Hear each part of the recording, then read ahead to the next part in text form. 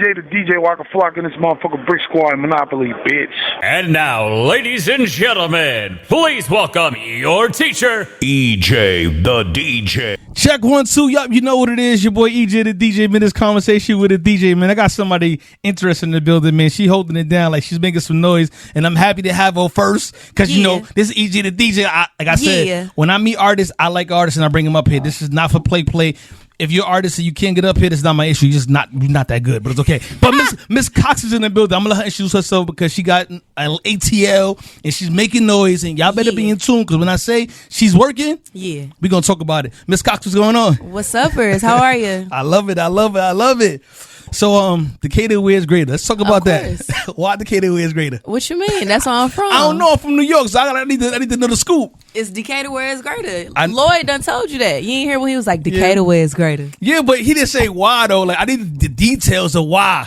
It's East Atlanta. Like what you mean? East Atlanta. Shout out to my East Atlanta right now, man. I love it. Well, what got you in the business? Because you was doing your thing since a kid, like For a sure. kid, and not just saying like she was like really rocking out. What, 10 years old? You was in the studio? Yeah. Talk about it. It wasn't a full-fledged studio, but it was definitely the studio in our house. We had a family friend that had a whole setup. He had like the microphone in a little like. I don't even know how to describe it. It was like a microphone in the container. The bro got the soundproof, and he had the system on the computer. I love it. And he always was making beats and rapping and stuff like that. So one day I just was like, I want to do something. Let me do it. Yeah. And he was like, what, you? And I was like, yeah. And I went in there. I was like, it's Lil J. I was rapping. Like, what? You remember what you said?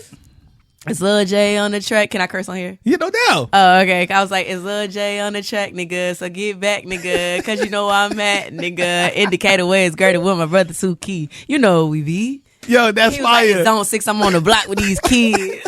Yo, I love it. See, I love it. I love the energy. At 10 years old, though, like. No, that's what I said. 10 years old. Like, that's dope to know what you want at 10. Yeah. Because these kids nowadays don't even know what they want and got. They don't know what they got going on. Yeah, for sure. And I love the energy of believing in yourself at a young age and knowing what you're going for. How has that journey been? So I didn't seriously start performing until later on, a few years later after that. It was just that time, it was just like, let me just try it. Okay. But a few years later, in my teenager years, I was like, okay, this is something I want to do. That's when I started actually performing. I went on my first tour when I was 16. So wow. Now, how was that experience? Because tours is like difficult. Yeah, I mean, and I'm not saying difficult as hard, difficult because it's new. You know what I'm saying? And being a teen and going to tours, I mean, you're in front of a lot of people. Yeah. How was that experience? It was dope. I was on tour with Mindless Behavior, G Girls, Diggy Simmons, Reginae. Like, that was a Scream tour with Michael Malden. So that's that to be my first tour was insane. Every night was, crazy. A lot of screaming fans, screaming girls and stuff like that. So it was definitely a dope experience for me. Listen, I told y'all people, I'm not playing. Yeah. What was the biggest crowd you performed in front of? Caribbean Carnival, I believe it was 50,000 people. 50,000 people. Yeah.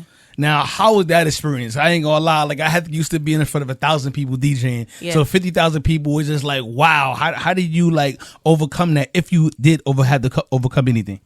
I mean, honestly, I didn't feel like I had to overcome anything because at that point I was doing like 3 shows a day, you know, and being a teenager, like still in high school, middle school, making that money, like, because I was getting paid shows from there. Three shows a day, and we just did it.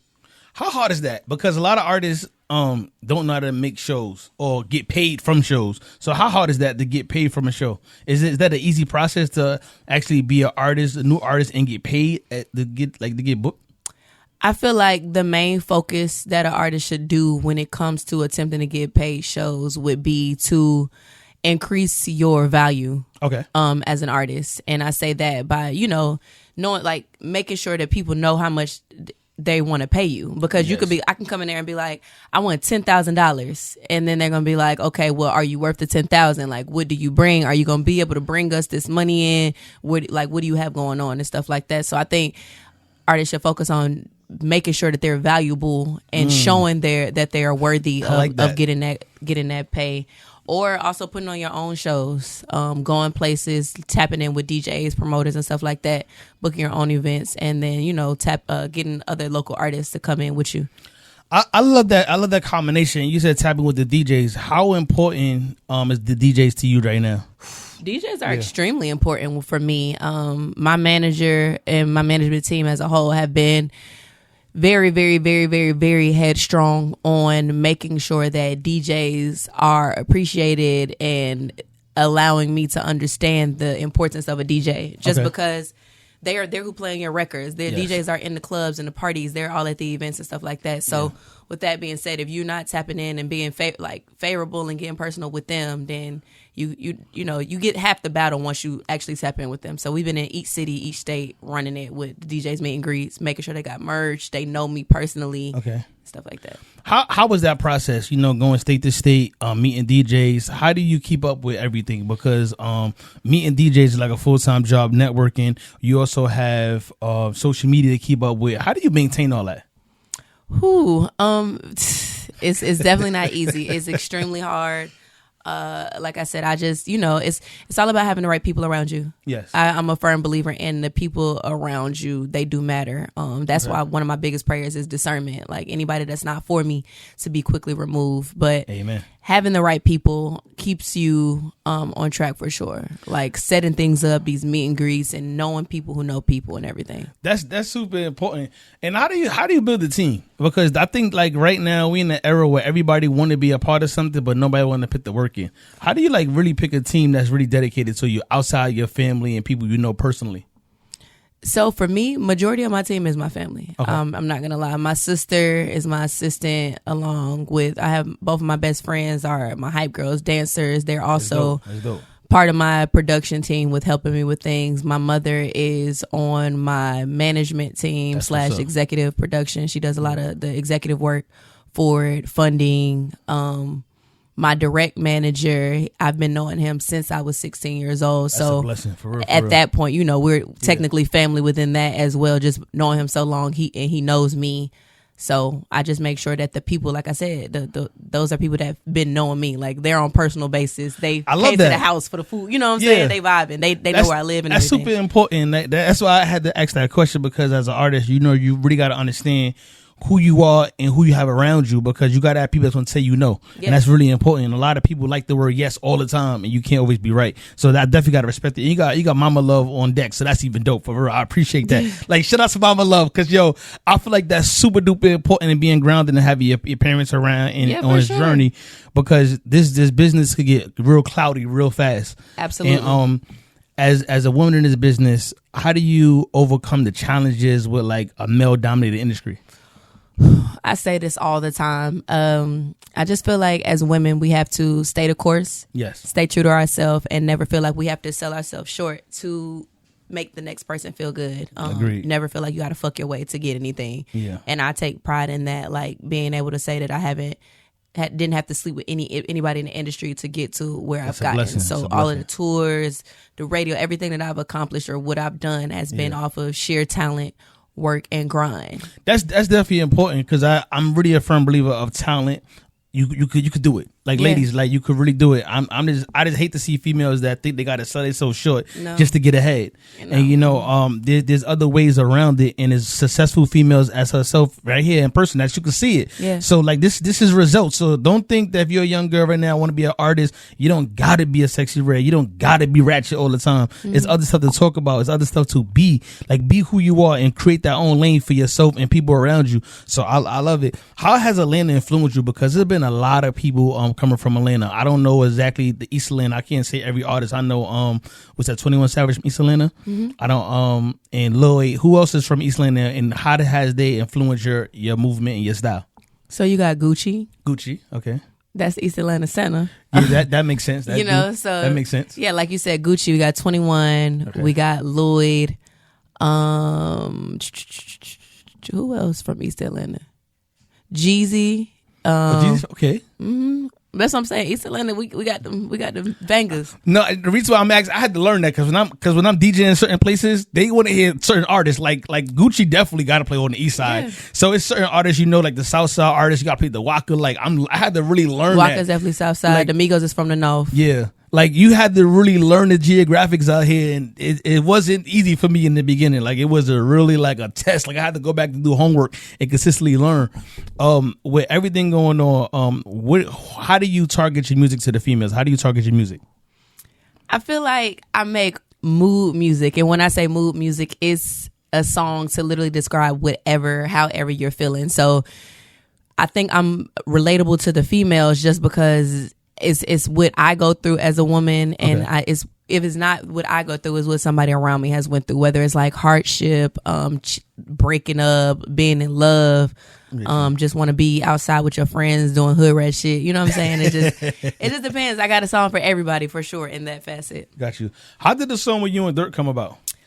So the song with Dirk, it fell into my lap, honestly. I was working with a promoter out of Atlanta. His name is On Site. I'm part of his modeling team, or I was part of his modeling team at the time, called Pretty On Site. And I was like the only artist within the models. And he was like, I got a situation for you. So I'm like, okay, cool. And he was like, it's a feature. I want you to get on this. So he presented it to me. I heard it, fell in love with it. And then from there, it was...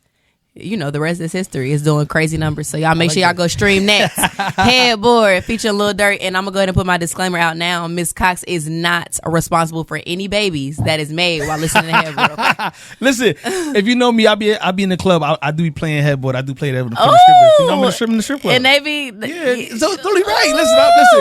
You gotta make it shake. We gotta make it shake all across the board. Like, I'm not just Oh, Lord. We gotta make it shake. That was definitely a dope song. Yeah. What's the process of being in the studio? How does that work? Like, how do you do? What's your regimens being in the studio?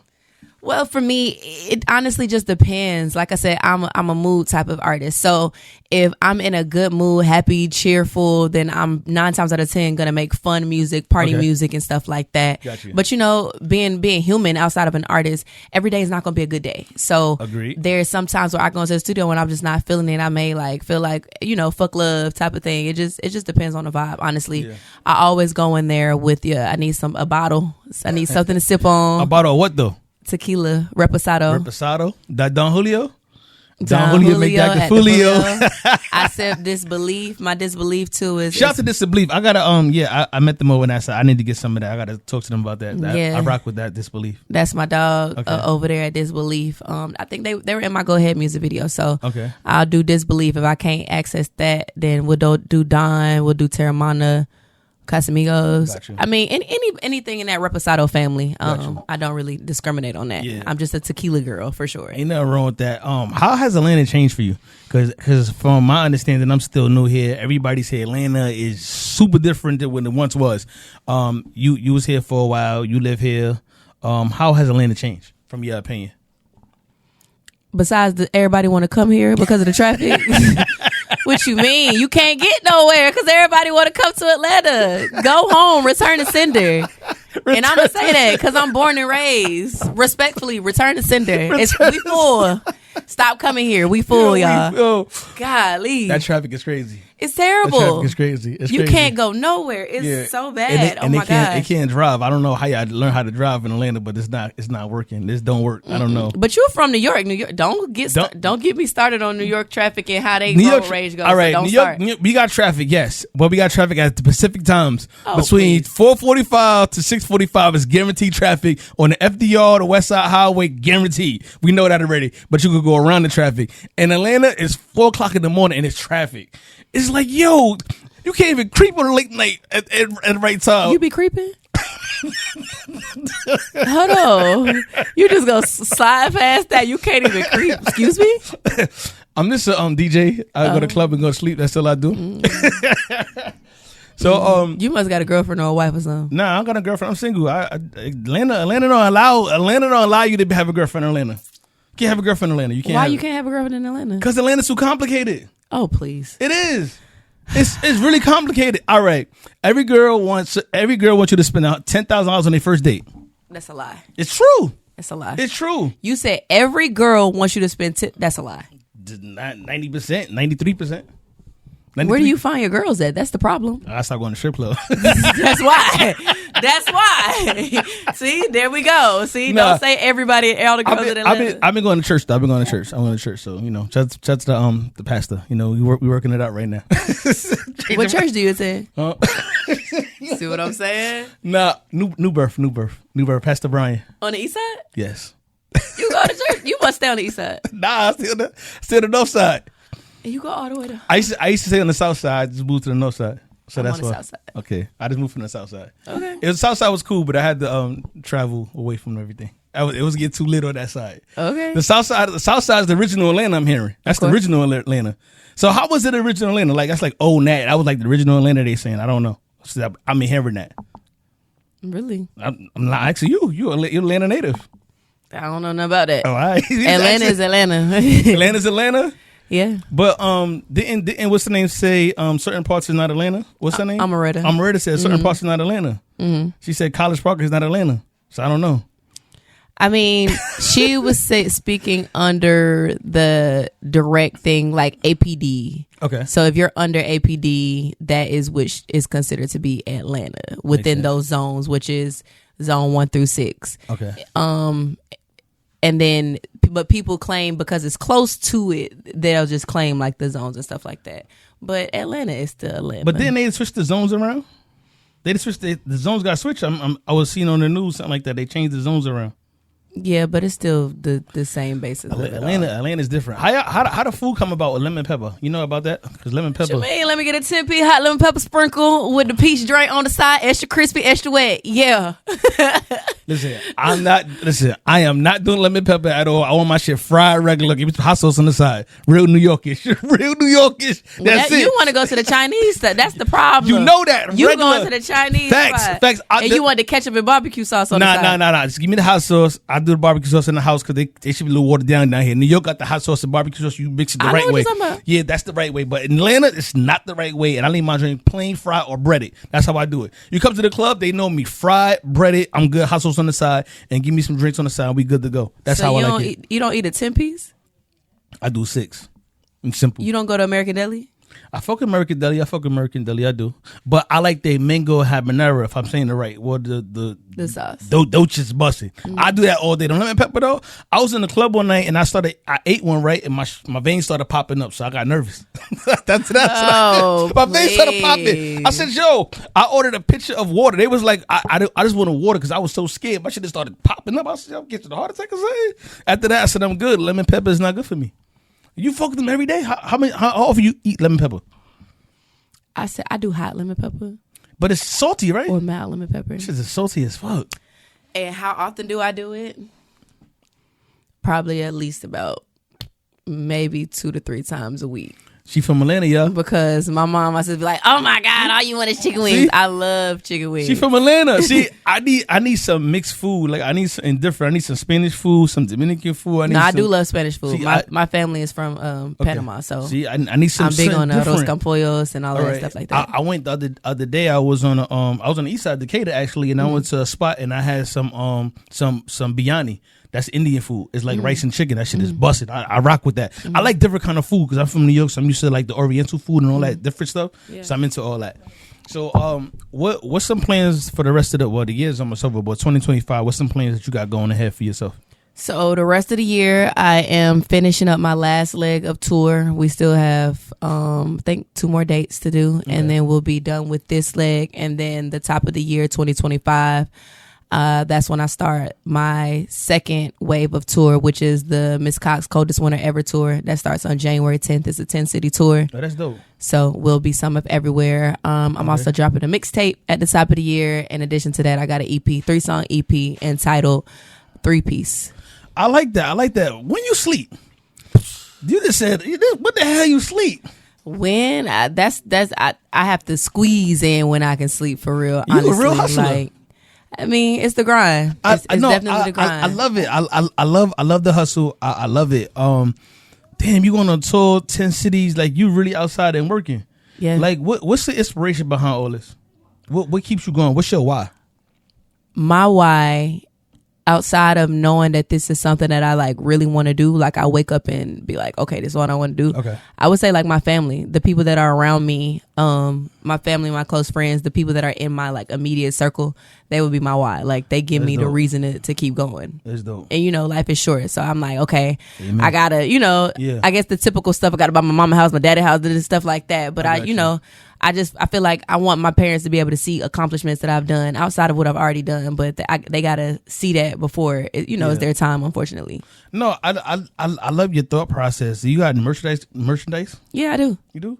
We got shirts, hats. I don't have no merch today. Okay. My sister got on my merch. We got hoodies, hats, air freshener. I can get you an air freshener. I do have some. Yeah, we got different scented air fresheners. You got for the house or for the car? For the car. That's cool too. You know what I'm saying? Work it out. Listen, I like air freshener. We come with the merch for sure. No, but I got love everything for you. So, Miss Cox, how you get that name? That's my name that I was born into. Okay. My actual last name is Cox. I just took the extra X because I feel like that's how my artistry is. It's that fun, that edgy, that over the top. Like I'm gonna take you to the point of breakthrough, but I'm not gonna go all the way there with you.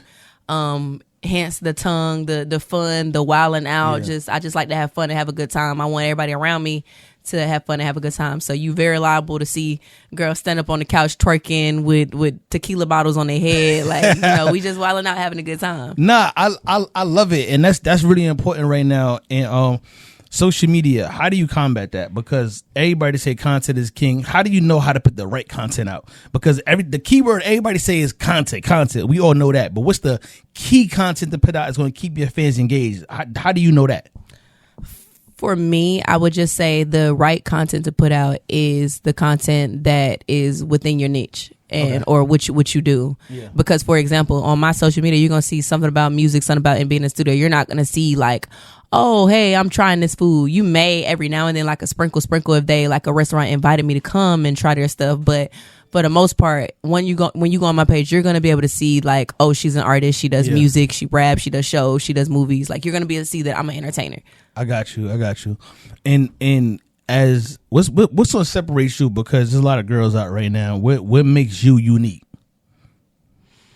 The main thing that makes me unique is my sound. I would say, like people always they always say like, oh, it's hard. I can't really put you in a category to say like who you're like or who you remind me of. Like now, look wise, they always say that I look like Cash Doll, or I give them that Cash Doll aura. But in regards to my artistry, how I deliver and how I show up and present myself to people, is just they like, nah, we can't say that you like this and you like that, because I really try not to listen to, you know, the other music. I of course I'm familiar with, I can hear it if I'm in a radio or in the club or stuff like that, but when I'm constantly concepting what I have going on, it's gonna be my sound. No, that makes sense, because I feel like sometimes when you look at other people, you tend to follow them by default, by accident, not even on purpose. Yeah. So I definitely agree with you with that. As the industry is coming up, a lot of females are winning. How do you feel about that? You know, we got Lotto, we got Cash Doll, we got Gorilla, we got Sexy Red, we got so much females. How do you feel about the female perception right now of rap? I love it. I love the fact that women or females as a whole are finally getting their just due, their time. Like you said earlier, in such a male-dominated industry, it's very hard for women to flourish and kick down the door. And I'm just happy to be a part of the whole female movement, that the door is open for us. It's our lane, and we get to, you know, take over the world. No, I definitely love that. And as 2025 is coming up, right? What do you expect the industry to go? Because there's so much directions that's going in right now. And I'm saying that because we got artists like Diddy that's locked up. They got allegations with Jay-Z. It's so much happening in the industry. How do you feel the music is going? You think the music is still going to go and still flourish? You got Dirk locked up on allegations. How do you feel it's going, like the direction? I feel like in regards to Diddy, Dirk, and those people that are locked up, I mean, they're not necessarily locked up because of music. That's other life decisions that they've made. They just so happen to be in the music industry. I feel like the direction of music itself, I feel like it's gonna definitely continue to go. I feel like women are definitely gonna continue to not, keep going. Ride out this wave. And then I do feel like everything's circling back. So like now R&B is like coming back for real. I mean, I know some people be like R&B never left, but everybody is like getting into that, deep into that R&B bag, and then that country R&B flow. So it's all over. I feel like it's definitely gonna be all over. What's some R&B artists you listen to? Friday, Janae Aiko. I just got introduced to Junetober, so I've been loving the vibes on Junetober. Dope.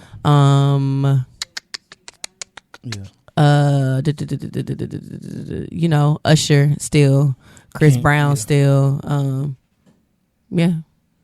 No, I definitely agree with you with that. I'm a big fan of Money Long too. Money Long. Oh yes, I forgot Money Long. Her music is phenomenal.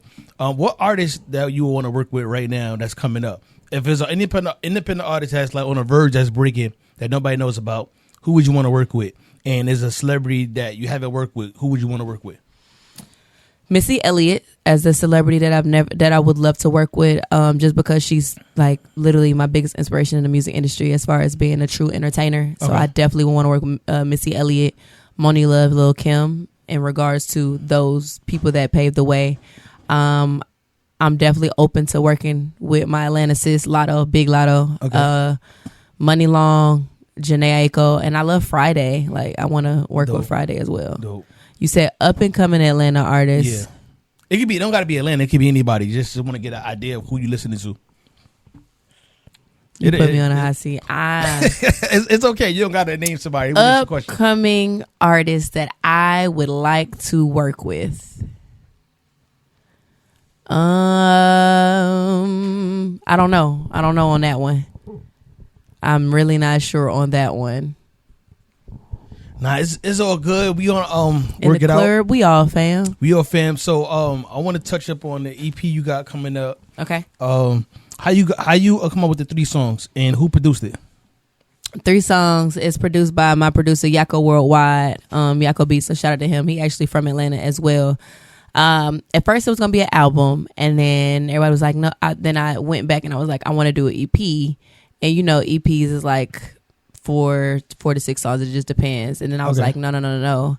I want to break it up and put some creativity behind it. I'm doing 4 EPs, 3 songs a piece on there and everything. Like I said, the first one is called the 3-piece, kind of like the 3-piece chicken. Gotcha. What else you get when you get a 3-piece chicken? Side and a biscuit. Okay, so then the next one is Can't Forget the Side. The next one is Here Go Your Biscuit, and then the last one will be like Here to Quench Your Thirst.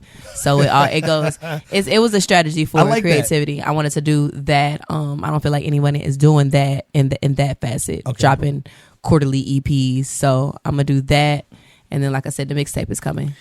That's good. Also, are you doing any video work behind it? Like, you gonna do the videos behind it? Yeah, so definitely visuals for everything. Okay. I want to do a visual EP. This is why it's important. This is why she's here, people. You see how she said strategy? She got a whole plan for 2025. It ain't even here yet. Yeah. Y'all probably tuning in right now trying to figure out what y'all gonna do for 2025, and she's about to be in 2026. Yeah. Like, y'all gotta pay attention. Game over. Y'all gotta pay attention. Y'all gotta pay attention. She's here for a reason. Yeah. But, it's COXX time. I like that. It's COXX time. You got a lot of music out right now. Mm-hmm. How are people interpreting you in Atlanta? I know they interpreted you, but I want you to tell the people how they interpret you for people that don't know who you are. Atlanta shows love. Atlanta's my home for sure. I've definitely been doing a lot of work outside of Atlanta, but whenever I'm in the club or go tap in with any DJs or anything like that, they show love. So that's super important. I want to talk about some stuff in the news right now. Okay. How do you feel about Donald Trump being elected for president again? What's your thoughts about it? My thoughts on Donald Trump being elected president? Yes. I would just say that this is a real bad hot seat. They said you're not supposed to speak on politics, religion, and sexual orientation. Okay. That's a good one. I just hope that he can do right by our people, Americans as a whole. I think agree. That would be the best thing that I can say in regards to Donald Trump being president. I just hope that he does right. I hope that America could be out of the recession. I hope that cost of living could be better. I hope that insurance can change. Those type of things can change. I'm just hopeful on change. I got you. That would be my main thing in regards to that. I like that. And I just want to ask you one more question about Atlanta, because I want to know what's your interpretation of Fonnie Lewis. You know, the trial with YSL is not over, but Young Thug and the co-defendants, they beat the trial. Young Thug took the plea. Fonnie Lewis is going after the remaining 5 co-defendants on that. How do you feel as a prosecutor or as the district attorney? How do you feel she's doing good in Atlanta? I mean, I feel like she's doing what she can. Honestly, it's definitely not an easy situation. Honestly, I would say that I was shocked that he was able to get out so soon. Well, even though he served time, but I was just of how it ended up playing out. I feel like it was kind of like abruptly, but Gotcha. I think she's doing what she can. Even all those, with all the death threats and everything else that she's going through. This is crazy. It's a crazy world. They don't play. So for sure. I want you to say your dates and everything again for the people that's just tuning in again. Make sure you put all your social media. I will let everybody know where they can find you, all your EP at, and your tour is going to be. I'll let everybody know all the details about that. Okay. So you guys can follow me directly on Twitter, Instagram, Facebook, all of that at MZ COXX. That's MZ COXX on everything. And then y'all can go to my website specifically at MZCOXX.com. That's MZCOXX.com. From there, you'll be able to get exclusive merch. You'll be able to see tour dates. You'll also be able to see when the album or the project is going to drop, because we're sending out direct links to those people who are subscribed to my website. You'll get it first before everyone else does, as a token of my appreciation just for subscribing to me. So yeah, and then as far as the tour, like I said, the next leg, this leg we're finishing out. We got 2 more dates. I'll be in Columbus, Georgia on December 21st. So y'all make sure y'all pop out. Stay tuned with that. And then the top of the year, again, just stay tuned with Miss Cox. You just got to expect the unexpected. And oh yeah, it's Cox time. Man, you know what it is. Your boy EJ, the DJ. Tell her friend this conversation with the DJ. MZ COXX in the building, in the flesh. She's doing her thing, man. She's here for a reason. I need everybody to go support her. Because she's making noise. And when you see her on the big screen, just remember, she was here. We gonna support her. Be going up, and she gonna see going up. And we gonna keep following. You know what it is, man. Until next time, peace out. Big.